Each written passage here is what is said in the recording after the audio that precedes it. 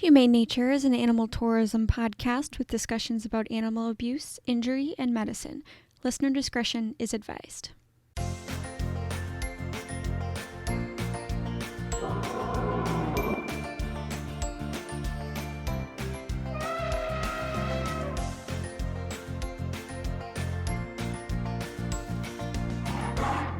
Welcome back, travelers, to Humane Nature. I'm Stacia, your host, and this week we are going to be discussing the Sweetwater, Texas Rattlesnake Roundup. I want to go ahead and put another disclaimer at the beginning of this. This is a pretty graphic episode, so if that is not something that you want to be interested in listening to, I think it is very important that we talk about it and talk about the dangers that it's posing to our wildlife down in Texas. But I completely understand if that's not something that you want to listen to today, so I will see you in our next episode. We will go ahead and start with some wildlife news from the past couple of weeks. First of all, conservation documents for 178 out of 334 critically endangered species in Australia, so that's roughly over 50%.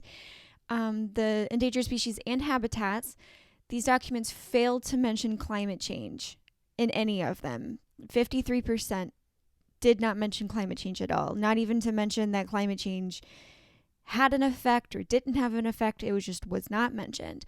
And when it was mentioned, it was extremely brief and generalized and not aimed specifically at each species.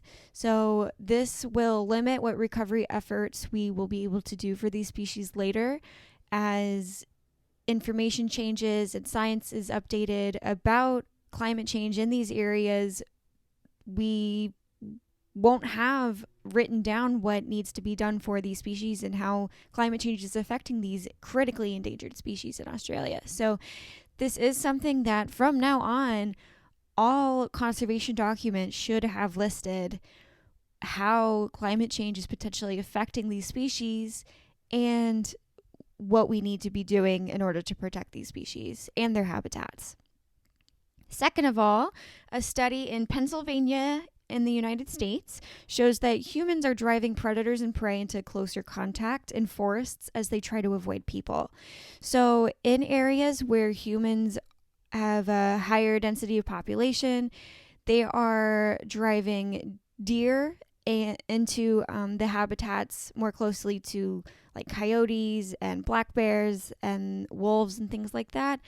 And that is potentially causing population issues, that is potentially causing some behavioral problems between the two, limiting food, limiting breeding, those kinds of things. So they do need to do some more studies, but this preliminary study is showing that predators and prey, particularly white-tailed deer and coyotes, black bears, wolves, are being pushed into closer contact with each other because of humans in their area.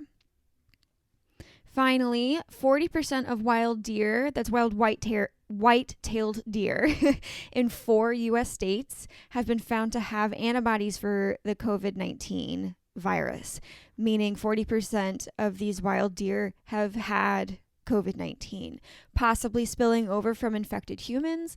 We're not sure if they're contracting it from humans in the area or if it is now in their environment, if they're contracting it from nature.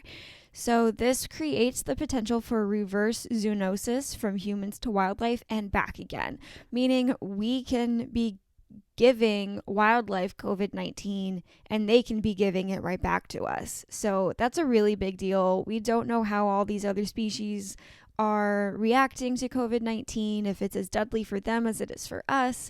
And this also increases the risk of new variants and potentially more dangerous variants as they are able to mutate in different forms of wildlife and then pass back to us as we get into closer contact with them.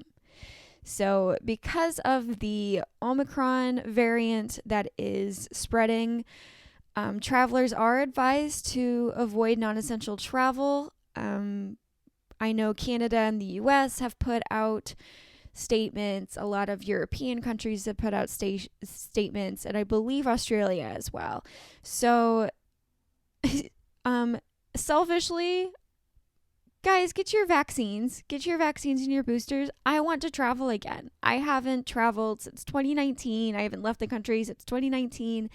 And as much as I also want to protect other people and the wildlife, that's why I haven't been traveling. But guys, I want this over and I want to be able to travel again. So part of it is me being selfish. Part of it is I want to protect the vulnerable out there, and you should too. So let's get into our topic today. We are talking about a rattlesnake roundup, a very specific one, the largest that occurs in the United States, located in Sweetwater, Texas. And I had kind of heard about this rattlesnake roundup, but I didn't realize how huge it was and how gnarly it was, until I had researched into it. So buckle in, guys. This is a big thing. This is probably going to be a longer episode, but there's so much information I wanted to share with you guys. So this is the largest rattlesnake roundup in the United States. I'm honestly unsure if these types of roundups occur in other countries. I wasn't really able to find any data on that. So if you know of these not even rattlesnake, but venomous snake roundups or other kind of quote unquote dangerous animals roundups in your area, if you live in other places, please let me know. I'm super interested. Well, the Sweetwater Roundup began in 1958. It is held annually in the second weekend of March, and it attracts 30 to 40,000 visitors a year to Sweetwater. And Sweetwater is a very small town in rural Texas, so this is a huge deal for them. It is a huge part of the community's identity. It is the biggest fundraiser and their biggest source of income for this town. So it's a huge deal for this area of Texas. So the rattlesnake hunters are also called JCs. So if you hear me say JCs, it's the same thing as these rattlesnake hunters, just so you know. So the Sweetwater Roundup makes 3 big claims on how their roundup is beneficial for not only conservation efforts of rattlesnakes, but beneficial for people in the area. They claim that they milk venom from the snakes in order to create anti-venom. They claim that they sell it to labs to create anti-venom for, people and animals if they ever get bit and need to go to the hospital and get anti-venom. So anti-venom is the medical name for anti-venom. So they're basically the same thing. And I know working in veterinary ER hospitals down in Florida for a while, I did have to give anti-venom fairly frequently to dogs that had been bitten by rattlesnakes down there. So they also claim that this is a huge form of population control that they say that they desperately need, that they have just way too many rattlesnakes, and this is a way to curb their population. And they also claim that it is a big source of public education and educating people about the rattlesnakes in the area. However, if you look further into these claims, none of them are true. Shocker. So none of the 7 Venom Labs, so there are 7 Venom Labs in the United States that create anti-venom and use snake venom to create different kinds of medications. So that is a thing, but none of the 7 labs in the US take venom from these roundups. Not a single one. They use their own snakes in sterile controlled environments. So they don't know how sterile this venom is. They don't know what snakes they've come from. They don't know if they've become contaminated with something or if the snake was even sick. There are a lot of things that go into it. So all of these labs in the US that use these use rattlesnake venom for research, for medical purposes. None of them take any snakes, any venom, anything from the Sweetwater Rattlesnake Roundup. Me being a STEM major myself in college, I know from experience that laboratory techs and scientists in labs want a very controlled, sterile environment, especially when they're working with animals. They want as few variables as possible when they're doing their research. So there's no way that they're taking any of this. Second, due to predator-prey relationships and high infant mortality rate, the population of these rattlesnakes would not be exploding in these areas. So I'll briefly explain the predator-prey relationship. It's fairly simple. You can get really in depth into it, species by species, but basically it's two like fluctuating line graphs. And as the predator numbers rise, the prey numbers will drop because, they're being eaten by the predators. And then, so they're high predator, low prey. And then whenever the prey drops too low, the predators start to die off because there's not enough food.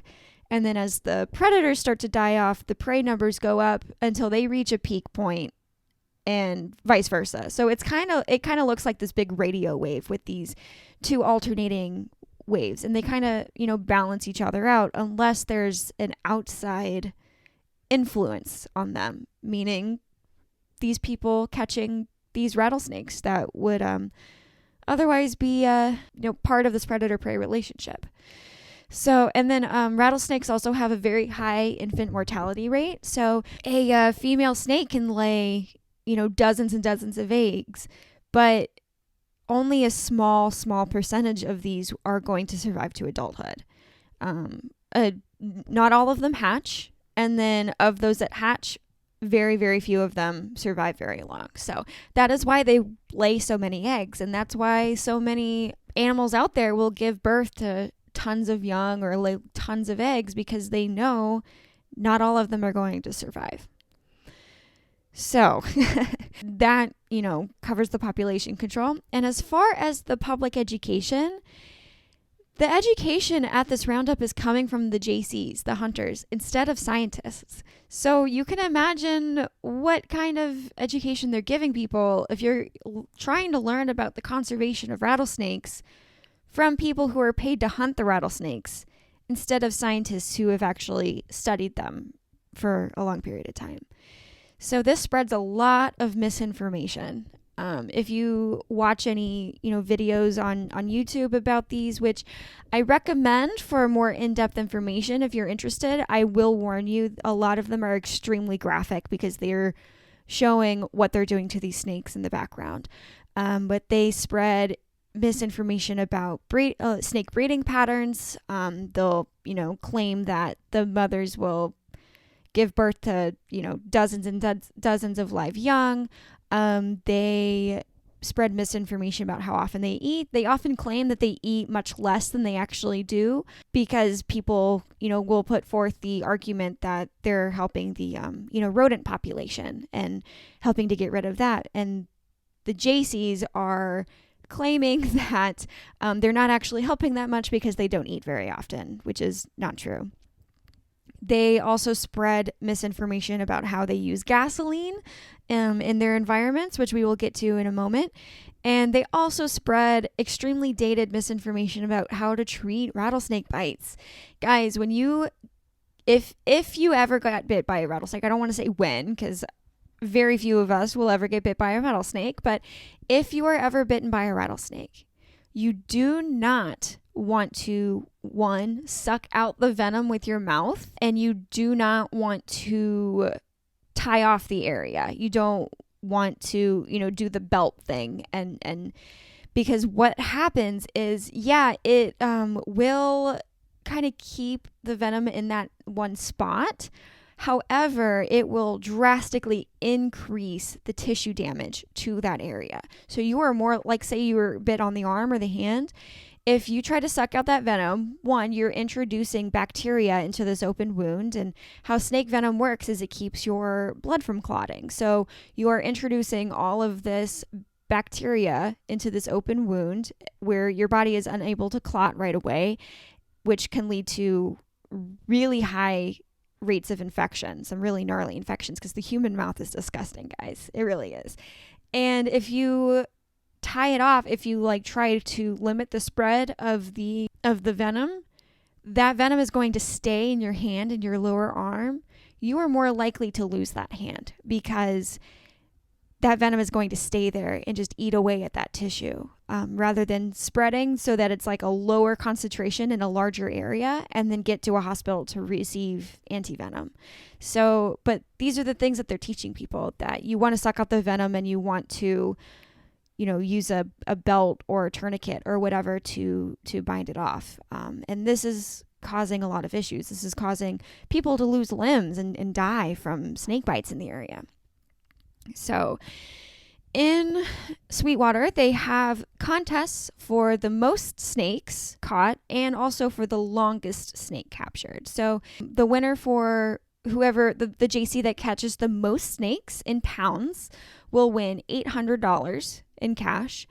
And the person who catches the longest snake, so they physically measure every single snake that they catch, wins $400.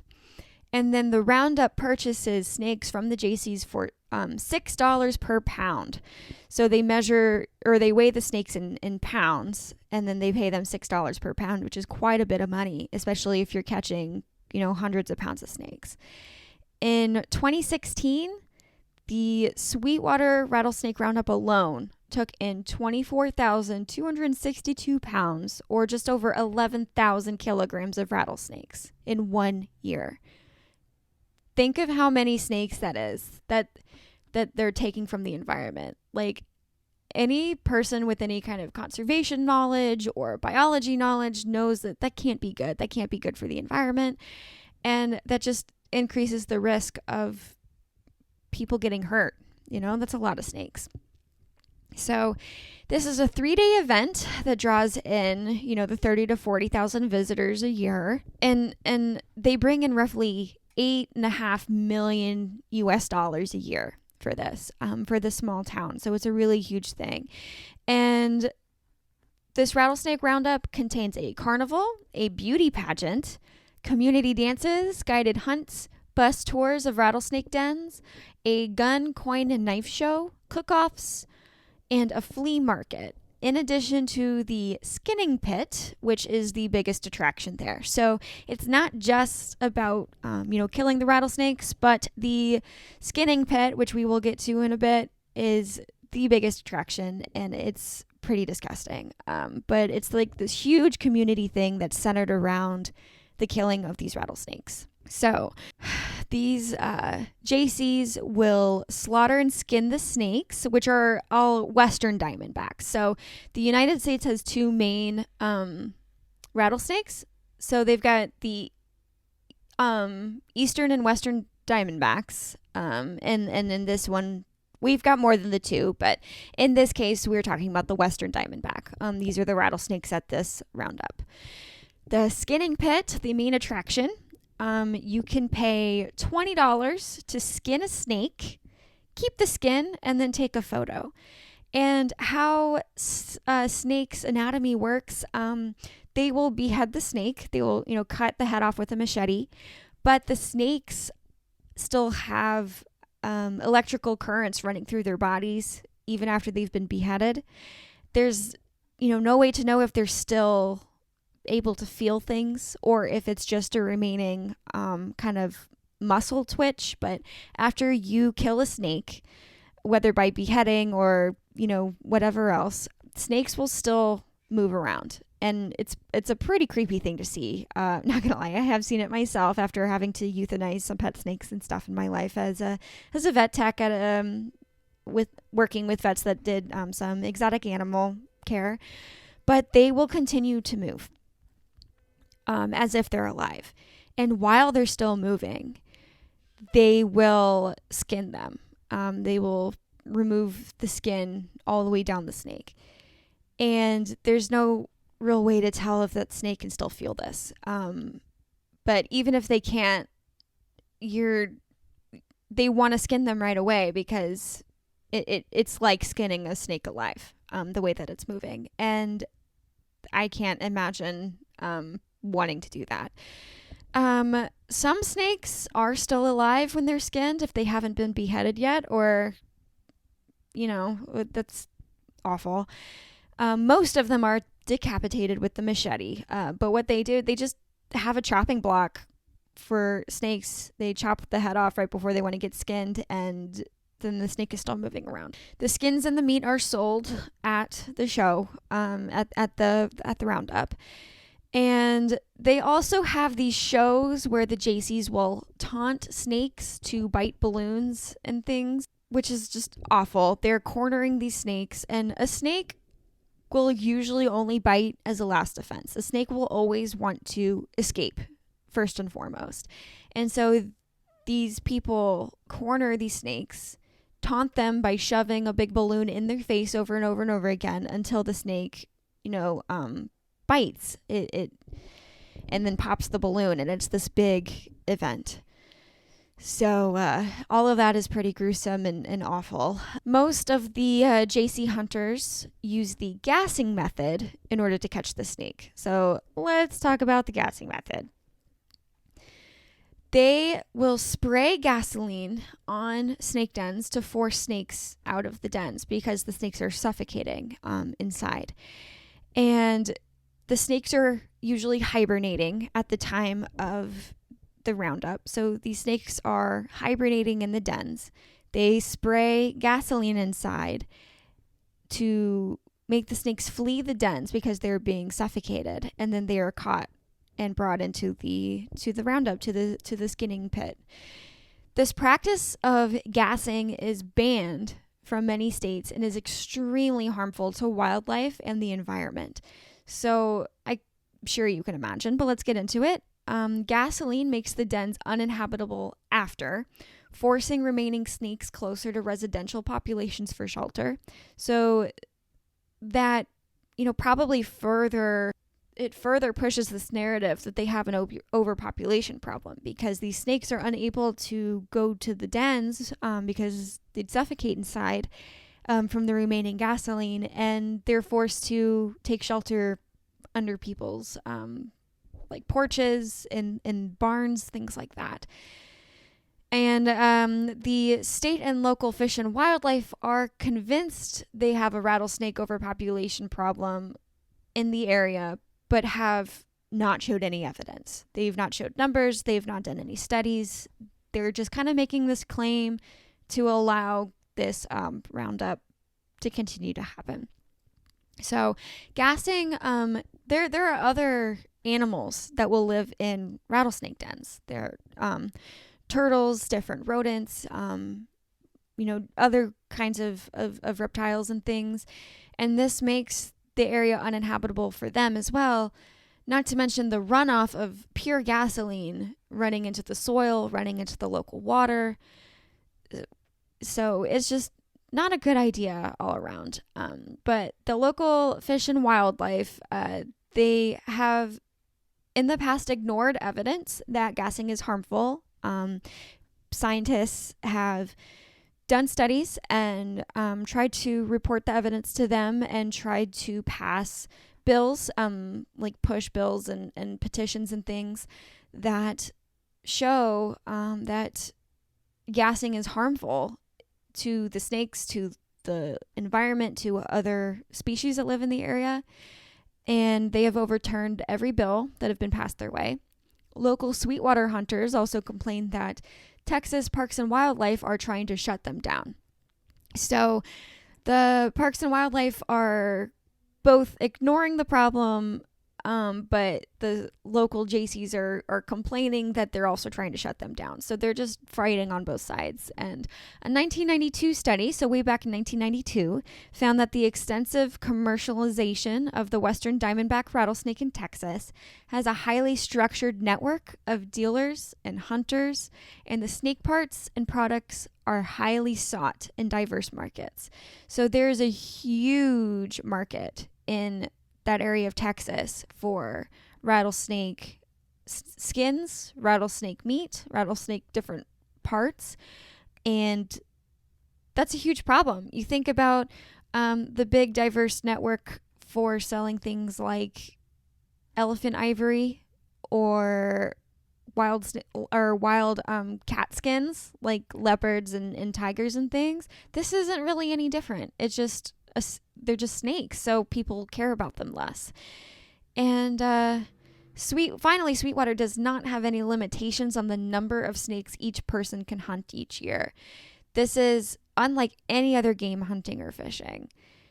So if you are a deer hunter or boar hunter or whatever else, like hunters, every year there is a limit on the number of animals each person can hunt so that it doesn't disrupt the wildlife too much, so it doesn't disrupt the local environment. There are no limitations for how many snakes each person can get, how far out they can travel to get them. And also, the western diamondback is a non-game species, so they should not be legally allowed to be hunted. Only game species are supposed to be allowed to be hunted, so that's why we're allowed to hunt deer and wild boar and not bear. not bear, not these large predators that are not game in the US. So that was a lot of information I just threw at you.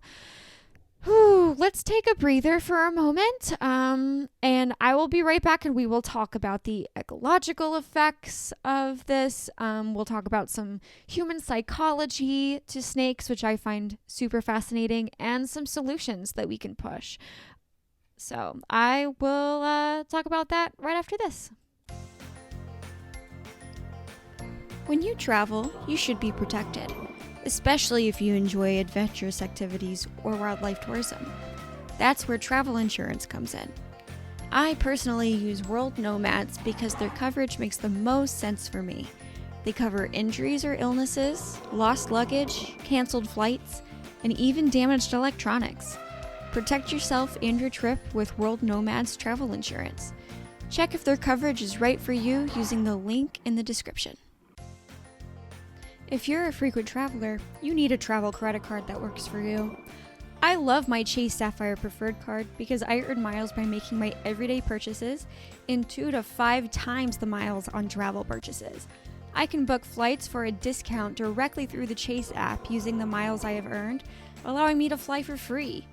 Earn 50,000 miles when you sign up through the link in the description, and even more bonus miles after spending $4,000 in the first 3 months of your card. That's over $2,000 worth of travel miles. Where will you fly for free with your miles?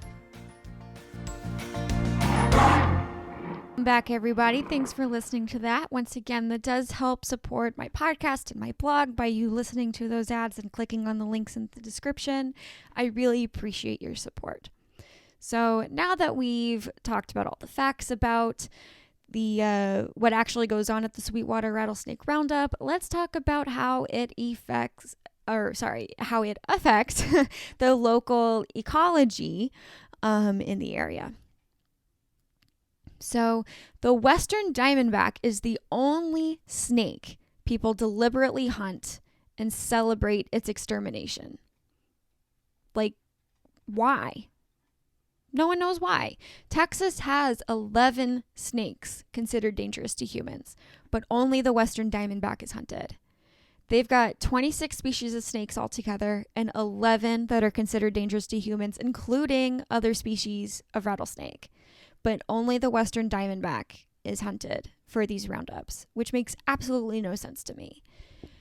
Other species of animals that live in the dens are also being gassed by the gasoline, including foxes, burrowing owls, toads, other species of reptile, other snakes. All wildlife within range of the gas snake dens can be harmed from the fumes. So these fumes can travel. A breeze picks it up, and these fumes from the gasoline can travel a really long way. They're not allowing people to really study it in the area, so we don't know how far they can travel or how long it lasts in the area after gassing, because they're just barring any researchers from the area. Gasoline runoff pollutes the local waterways. It's potentially polluting local crops and everything as well for people. And removing thousands of pounds of snakes every year has to have a negative impact on the local ecology, but the research in the area is blocked. So statements from the local JCs and officials show that annual hunting has severely decreased the number of snakes. So there are interviews that I read and watched, if they were, videos, doing my research for this, and local hunters have admitted that there have been severely decreased numbers of snakes each year. They're finding less and less every year, and in the immediate area, which is resulting in hunters moving further out from Sweetwater to find them because they're getting paid to do this.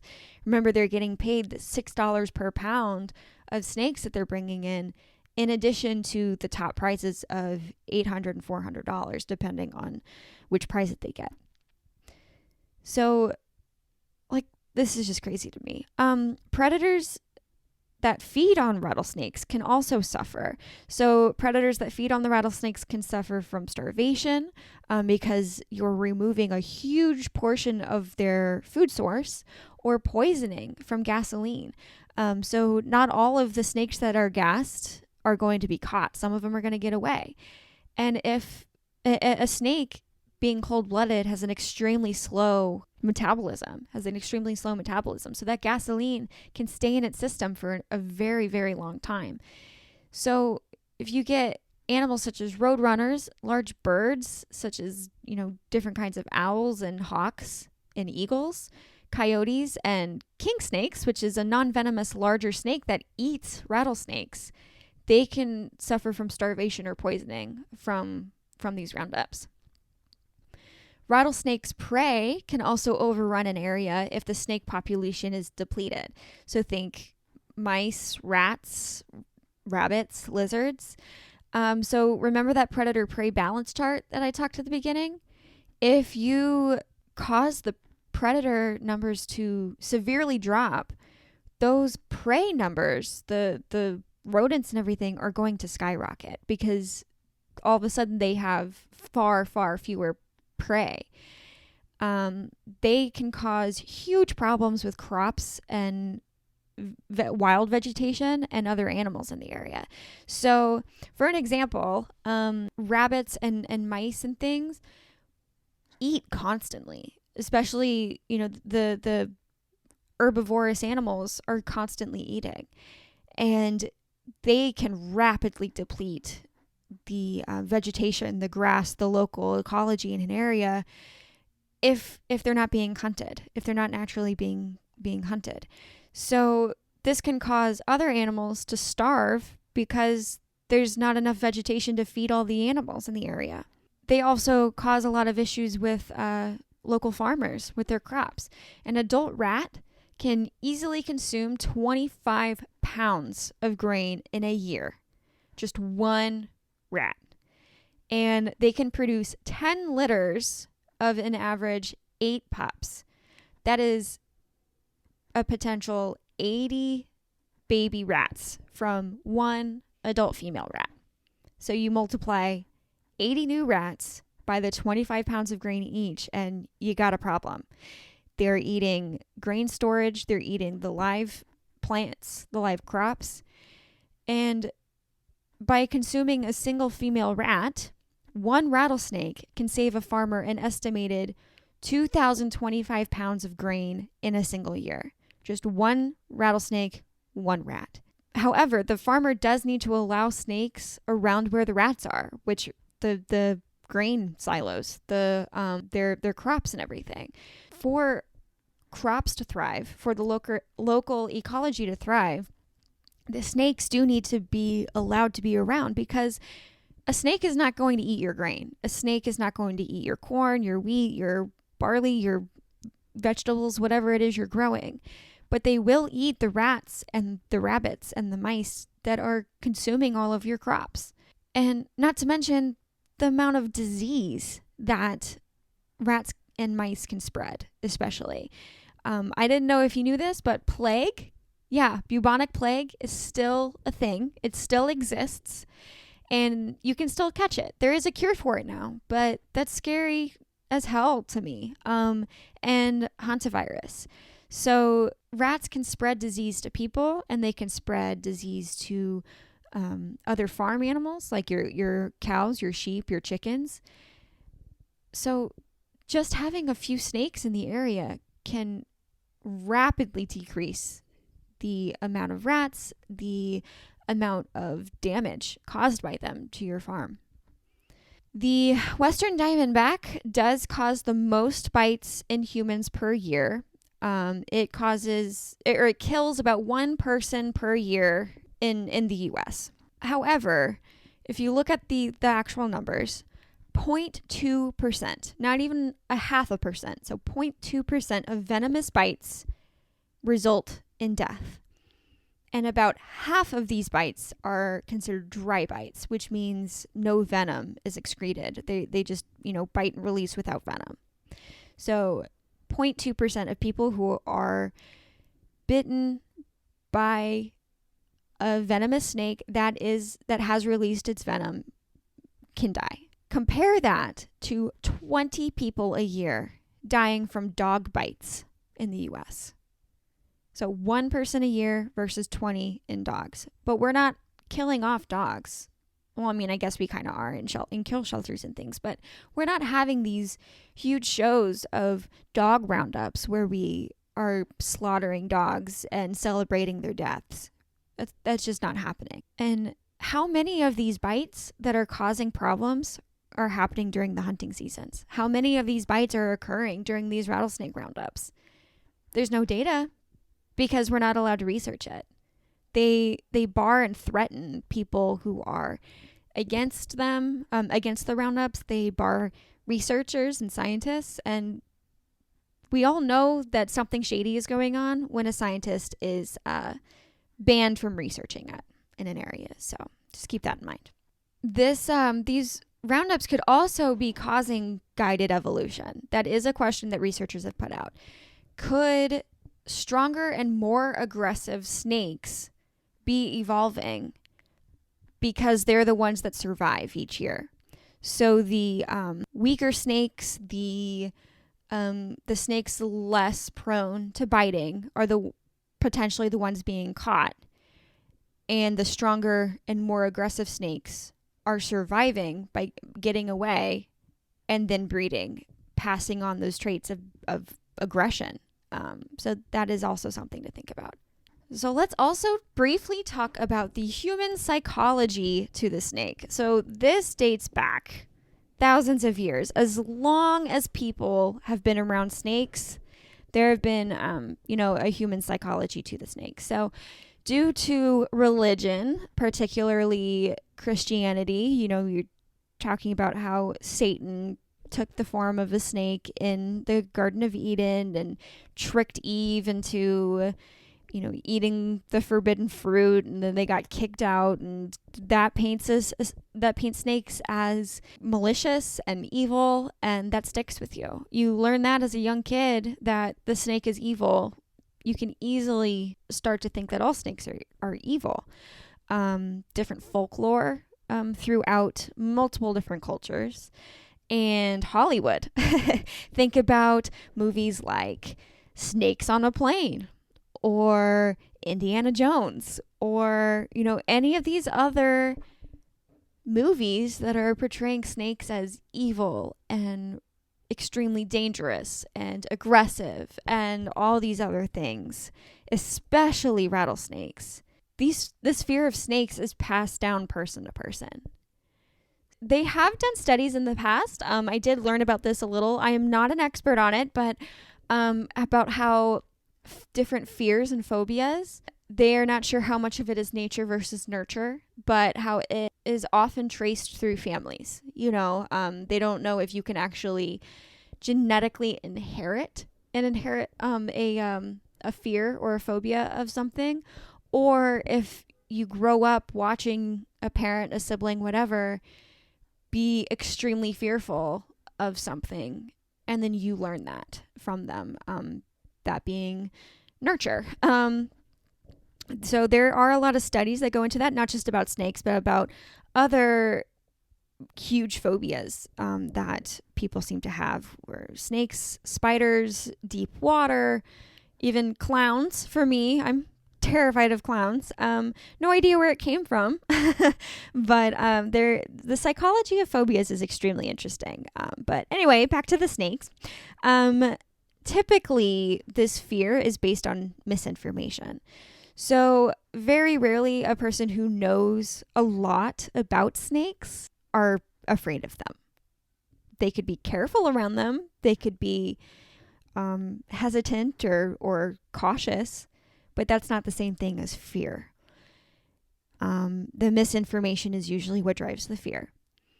And this fear drives events like the roundups, which questions whether it's about human domination over nature. Here, sorry if you could hear that. That was Mr. Loki sleeping behind me. If you heard his little bow. Human domination over nature, or human domination over, just something dangerous. This intense fear sometimes even causes death, which is crazy. So someone who's immensely fearful of snakes gets bitten by a snake, even if it's a non-venomous snake or if it's a dry bite. There are many, many cases of fatal heart attacks that people suffer because they were bitten by a snake and they're just so fearful, even if there was no venom in that bite. At the Sweetwater Rattlesnake Roundup, young children often participate in the skinning and decapitation of the snakes. They often participate in this misinformation. So they learn these things extremely young and they grow up watching these things and then they participate as adults. So it is spread from person to person. So human psychology is extremely interesting, and there is a rich history of human psychology to snakes. Finally, let's talk about some solutions to this problem that we have in Sweetwater. Unfortunately, there's not much of a chance as of recording this at the end of 2021 of us completely stopping the Sweetwater Rattlesnake Roundup. It is too rooted in their culture. It is too protected by the locals and the Texas government. So what we can do is petition for one, scientists to be able to come into the area and actually research the potential damage this Roundup is causing. Two, push laws to be passed that limits the number of snakes each JC can bring in. Just like any other hunting, you have a limit of the number of deer or boar or whatever each hunting season. Three, petition to stop the use of gassing and have them hunt for rattlesnakes in other ways. And try to get this research done to show how gassing is potentially harming the environment and the local people. So the more we can do that, the better. And finally, if you are outside of the United States or outside of Texas and there's not really a way for your voice to be heard by the Texas government or the U.S. government, just let people know what's going on. The more people we have on our side, the better, and the more change that we can do. To end this, I do want to read this poem that I found online. That is called Rattlesnake Roundup, that I thought was extremely interesting. This poem was written by Greg Young, entitled Rattlesnake Roundup. Each year I hear the commercial, "Come to the world's largest rattlesnake roundup." I consider taking the family to eat fried snake flesh, to marvel at handlers milking venom into jars. Neighbors tell me rattlers are not aggressive. You've lived here all your life, they say, walked right by them without knowing it. I think of how March is early snake season, how in June I will wade through waist-high weeds, lift hay bales from the shadows in the barn. Weekenders flock to Sweetwater, Texas. I see them on the 6 o'clock news, families, dressed in shorts and sandals. A little girl in dog ears taps on the glass. Tomorrow is the last day to see them, before they end up as a belt buckle or a trophy. A coiled diamondback mounted on a board and encased. In glass, displayed at eye level in an executive suite. More will taunt them before their appointed time. They will cheer the rattlesnake queen, chew the rubbery meat. I'll stay home, wear boots, step lightly, shake the rattle in my gourd. I thought that was amazing. I thought that really showed how you can overcome this kind of group psychology and this group fear of snakes and not participate in the slaughter of these animals, and just common sense, know how to avoid them and know that they're not inherently dangerous, and wear your thick boots if you're going to be in their area, and they will more than likely run away from you. So just like my previous episodes where I ended by giving some fun facts and fast facts about, previously it was Asian elephants, and then Chiang Mai, the city of Chiang Mai. I'm going to give you some fun facts about the Western diamondback. So maybe it'll help you if you're a little fearful of the snakes, which I totally get, especially with the misinformation out there and like I said, movies and things. But the more you learn about them, the less scary they seem. So let's learn together. So a Western diamondback can live over 20 years in the wild, and they grow usually between 3 to 6 feet in length. But typically they're around 4 feet long. They grow based on food availability, which is very different compared to mammals especially. So in warmer climates where they potentially don't have to hibernate or don't hibernate as long, and they have more food sources for longer periods of the year, they will grow longer because of food availability. It is unknown how large they can actually reach without humans interrupting. So humans interrupting them by hunting or depleting their food sources, by poisoning rats and mice and getting rid of rabbits and things like that. A rattlesnake's rattle is made from keratin, which is the same material that your hair and fingernails are made out of. A new segment is added whenever they shed.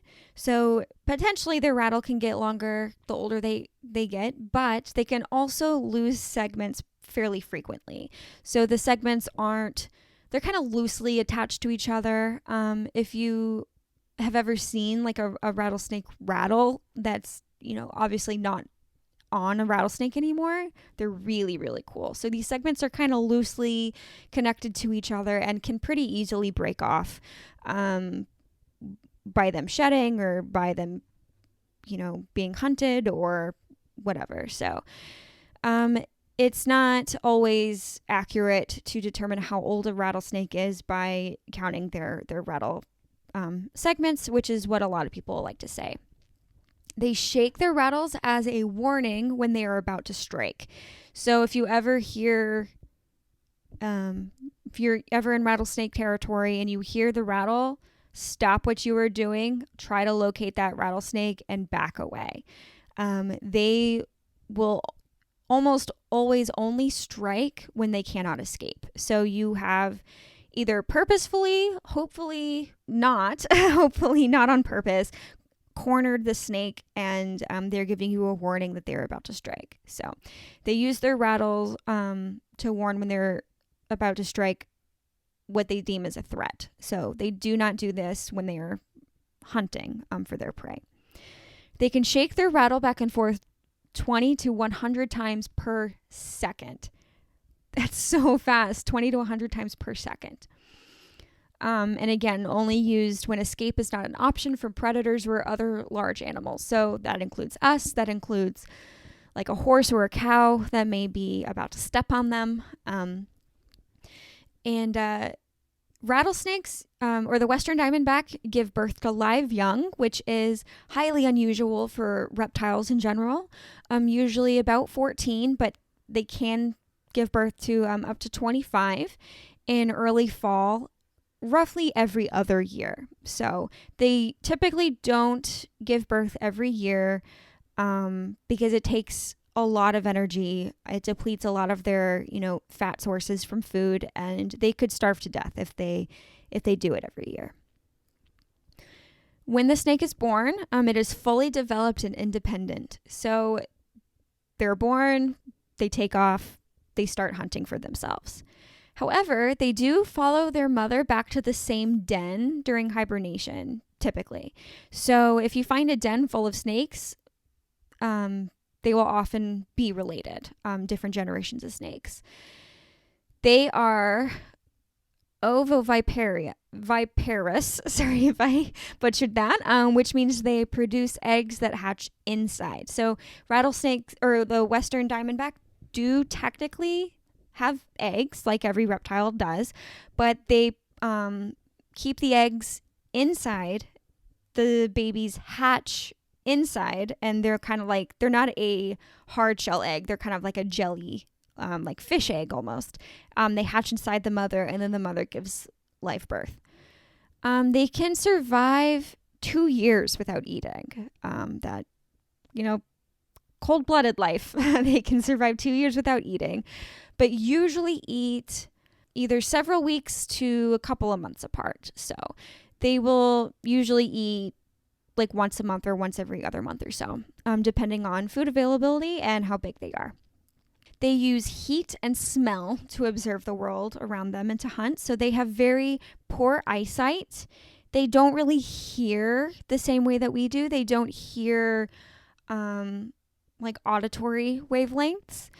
They're what they see kind of temperature, which is really, really cool. So their temperature signals to the same part of their brain as sight. So when they are looking around at their world, the kind of infrared that you see in movies and things are kind of overlaid what they're seeing. So they see both in like visual shapes and heat, which is really cool. And they can also feel sounds in the ground, instead of like auditory hearing them as we do. The tongue flick that a snake does detects airborne airborne particles and deposits them on a specialized organ called the Jacobson's organ inside their mouth, and that is how they kind of smell. Smells, how we smell is actually airborne particles from different things. And instead of having olfactory glands like we do and like most mammals do, the snake actually grabs these particles out of the air with its forked tongue and then deposits it on this specialized organ in their mouth, and that tells them what they are smelling, which is really cool. Their entire body is covered in one sheet of skin, and that's why you see an intact snake skin. And the skin is thickened and kind of wrinkled to form hardened scales. The scales create armor to help protect them from predators. It also helps increase their flexibility. So the way that scales kind of move against each other helps a snake be flexible rather than like one. If it was one hard scale all the way down, it wouldn't really be able to move the way that we see snakes move. Shedding is required for growth. So they can shed up to 6 times a year, and every time they shed, they grow a little bit. Their scales also help them camouflage themselves. So how a snake looks is often determined by their environment. You will see different snakes, like a green, you're not going to find a bright green snake in a brown desert, and vice versa. So in the Western Diamondback case, they're camouflaged to blend in with shadows, to blend in with rocks and sand. And it helps camouflage them from predators to hide, and also from prey, so their prey don't see them coming. They are cold-blooded, which means they do not produce their own body heat to digest food, and they rely on the environment. So in order to get their body temperature up high enough to digest their food, they need to lay out where it's warm, which is why you will see snakes sunbathing. Their venom, the Western Diamondback rattlesnake, have a hemotoxic venom, which destroys blood coagulants, causing internal bleeding, tissue damage, and swelling. And this does multiple things. It helps to, one, kill the prey, helps kill their prey. It also begins digesting them before the snake swallows them. So it helps digest kind of some of the harder to digest parts of that animal before they've actually swallowed them. And it also kills harmful gut bacteria that could cause infections in the snake.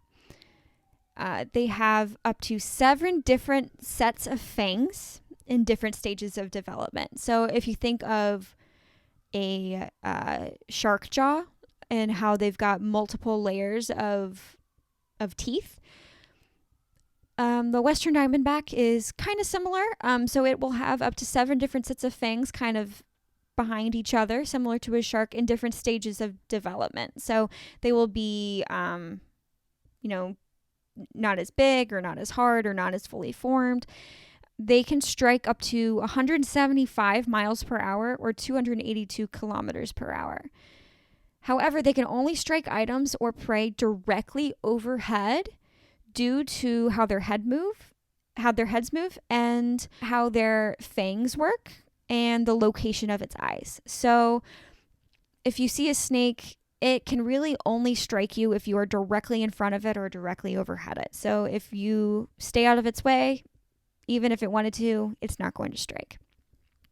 They usually strike and release due to how their venom works. So they will strike, inject venom, and release, and then chase down their prey. If you are visiting areas that have snakes, just snakes in general, it is very important to know what, especially the venomous snakes in that area, look like and where they live before hiking and visiting. So this is especially important in the American Southwest, different parts of Southeast Asia, Australia, places with lots of snakes. So if you're going to be hiking during snake season where there are venomous snakes, have a generalized idea of what they look like, what they sound like if they're rattlesnakes. Wear those thick boots that will help protect you, and just be aware of your surroundings, and you will be fine. I hike all the time in areas that have venomous snakes, and I have never been bit. I have been bit by a snake before, but never in the wild. It was while I was handling an elderly blind snake when I used to work at a zoo, and I scared the snake, and it struck me out of fear. But I'm constantly hiking in areas with snakes, and I never get bit. So just use your common sense, learn as much as you can. Snakes are our friends, guys. We really need to work to protect them, just like the cute fluffy mammals that we all love and see in wildlife commercials and things like that. So they're extremely important for generalized wildlife conservation. They're extremely important for local ecologies, and they deserve as much love and respect from us as any other animal that we love. So thank you so much for listening, guys. I will see you in 2 weeks, and I will talk to you guys about one of my absolute favorite destinations to see wild snakes. So I'll let you guys guess where that is, but I will see you in 2 weeks.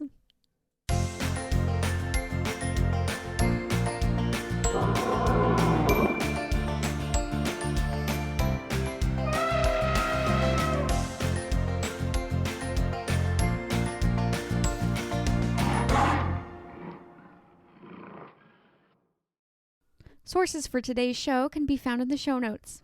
Thanks for listening.